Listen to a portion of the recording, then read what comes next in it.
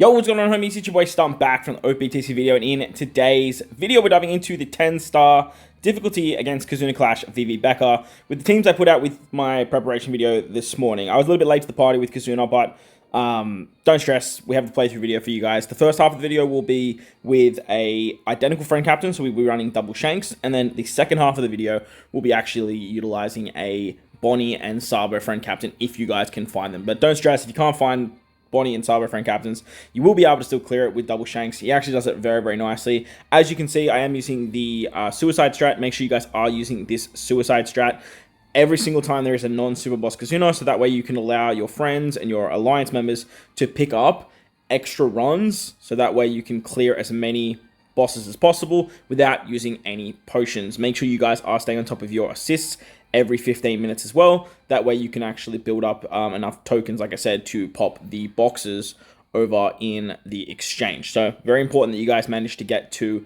box number 7, I think it is. Maybe it's just to finish 6.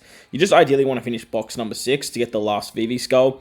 If you guys want to skip these first 3 boxes, I do know a lot of people that like to do that, especially if you're an endgame player and you don't need the insignias, because the first skull is actually found on box 4. So that is actually something to note as well. But like I said, we're going to dive in with the teams today. Hopefully you guys enjoy the video. If you do, belt the like button, hit the subscribe button, do all that good stuff. And let me know down below if you guys want to see anything else with the KIZUNA teams or anything else you guys want to see from them 10-star. But with that said, let's dive in. Alright, so starting off with the Invariation, as I mentioned, we are running double shanks. Now, this is the team that I put together in my preparation video. Obviously, you could tweak it a little bit, probably get a little bit more damage out of it and whatnot, but just remember, this is just a regular 10-star KIZUNA, and because it's a regular 10-star KIZUNA means that everyone is basically just going to be doing the bare minimum, so you don't need, like, those crazy high-end 10-star damage teams, because, like, no one's even getting close to level 100. Nor are there super bosses, so like you don't have to worry about damage. It's more about speed, if I'm being honest. It's about sort of like what characters can kind of clear the content as fast as possible, so that way you don't get sort of locked in on the KIZUNA grind. As you can see on the Invariation, on stage 2 you get Despaired, and that's where the double special activation of Uta is very, very good. If you guys don't have that Uta, you can use the Super Tandem Luffy. He's definitely going to work too. He just removes 20 turns of Despair. As long as you can remove Despair on this stage, it's going to work out nicely. Running double shanks means you can actually use a shank special on the turn before. You can also use the EX for an orb buff. Allows you to clear turn 2 very easily, very swiftly, and very nicely. On the final stage against VIVI BECCA, they are going to blow away all your beneficial effects. You get an attack down if you're below a 6x chain, and they only allow you to do 90% of their max HP. You also get Special Bound, Block Orbs, and Paralysis Orbs. So that's where the Aura Jackson ship at level 12 comes into play. You can use the ship special to remove 2 turns of Paralysis, which will rotate those nasty Paralysis Orbs. And then you can use the Sabo special to get around the special bind. We have Yamato to remove the chain, attack down if you're below a certain chain, because you actually get an intimidation, an interrupt on this particular fight. If you use any chain lock or chain boundary, your top right hand character, so your captain, will actually get blown away, which is very, very annoying. So utilizing either Yamato or V1 Shirahoshi Mancherry is going to be fantastic here. You can basically just remove that debuff easy peasy. Finally, we have Whitebeard and Roger. Whitebeard and Roger are going to give us a attack boost with their super swap, and then they also have the Despair removal on turn 2. On turn 2, you're going to get Bound, Despair.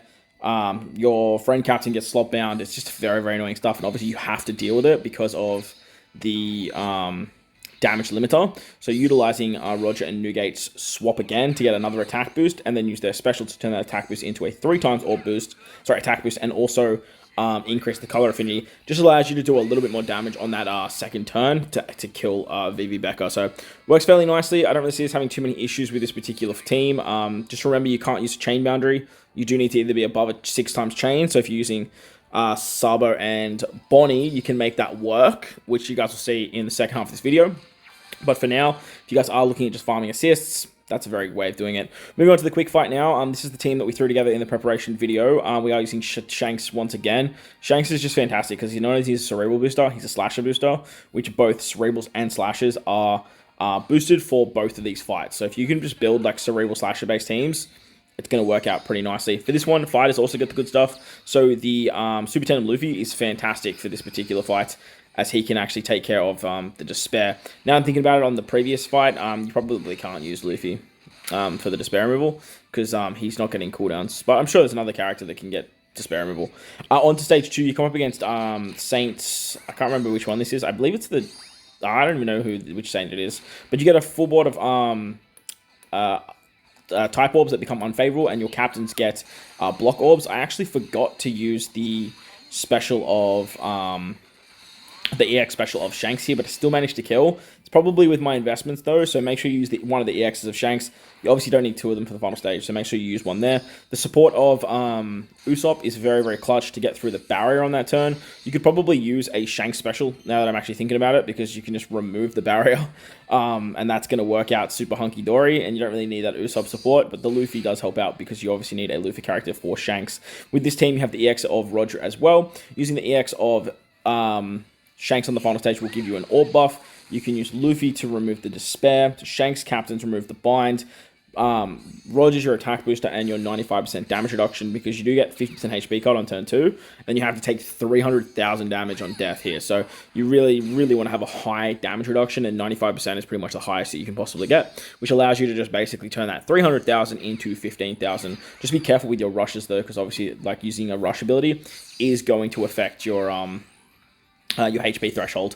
But with this particular team, we have the Super Tandem of Roger, allowing our rush of Shanks, moving into the Super Tandem of Roger. We have a chain boost, chain boundary with crocodile, paralysis removal, color affinity, which had a lot of stuff going for us, which is really, really nice. And you can always do the trick where you just sort of like tap once with the rush to get the rush buff, and then you can sort of move into Roger. You also have territory for cerebrals. You also have a advantageous buff for cerebrals too.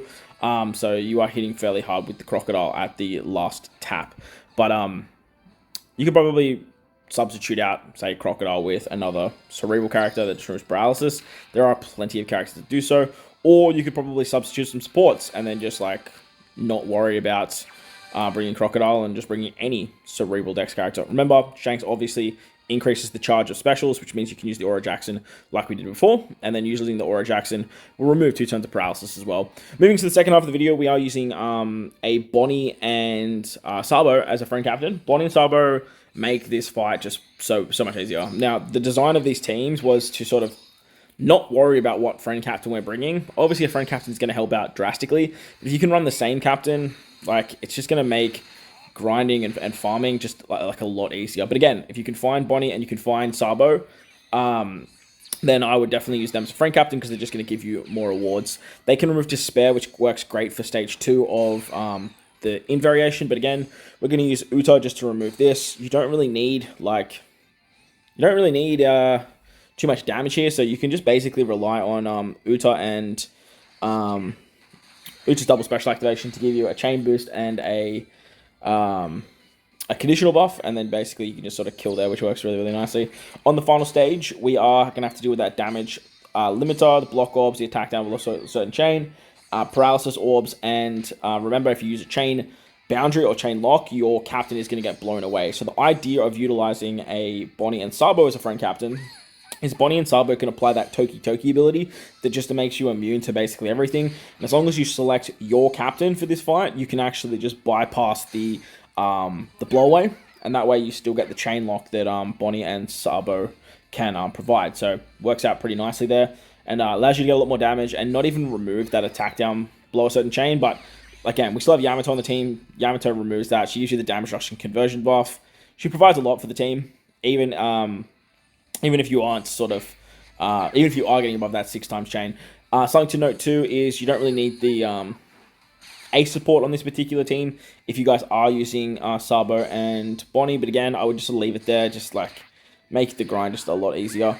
You can save the EX of Shanks for the final stage, but later down the line there will be a Intimidation, and you want to use Shanks' EX to remove that said Intimidation. So that way you don't have to worry about losing too much color affinity buff and whatnot as well. But for now, we're just going to do it like this. Should work out fine. I don't really remember if the Intimidation reduces the turns or if it reduces the effect duration, like the effect, like potency. If it affects the potency, you definitely want to remove it before using the Shanks special. But if it only affects the turn, say by like 1 turn, Shanks gives you like a 3-turn color affinity buff, so shouldn't be too much of a problem. But again, we'll have to worry about that when we get to level 30, and that's probably not going to be for the next couple of days.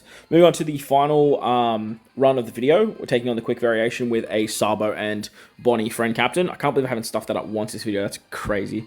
Sabo and Bonnie, make this very, very easy, but you do need to make sure that you use their special on turn 2, and you are utilizing the immunity buff on themselves, the friend captain that is, because there is 20 turns of bind on the final stage, and Shanks as a captain can only remove 10. So running double Shanks obviously allows you to bypass it completely. The only other way around this would just be to use something like Roger Relic Bard, but then the synergy with like a Sabo and Bonnie friend captain really isn't there. With this particular team too, you actually get that recovery orb thanks to the Sabo and Bonnie super swap. Obviously, you're using their super swap and their special in this turn anyway. Make sure to select the friend captain, and then you can just tap with them to break the barrier, and the Usopp support really isn't needed at all. So if you guys don't have that Usopp support, or you can't find that Usopp support, don't stress. It's actually not needed at all. But it's a nice cheeky way to get around that particular barrier and get past those annoying and pesky unfavorable orbs. On the final stage, you're going to have to deal with the paralysis. There is the HP cut from the previous turn and the 300,000 death damage. There is special bind as well, which does pop up later. I think that's what Sabo is going to have to deal with. And there is the despair on your captain alone. So that's where the Luffy special comes into play. The Luffy special does give you an orb buff, so make sure you use the EX of Shanks first. Roger's going to give you damage reduction and an attack buff, which Shanks can therefore boost. You get the EX orb buff thanks to Shanks. You have the chain boundary thanks to Crocodile, and then you have the territory and advantageous buff thanks to Sabo. Remember, this was really only affecting, or all of the buffs, I should say, are really only affecting Crocodile, so make sure Crocodile hits last. That way you're getting the most effectiveness out of the tap. I was hoping that Luffy turned into a cerebral character, but it turns out his first typing is free spirit, not fighter, which, look, makes a lot of sense.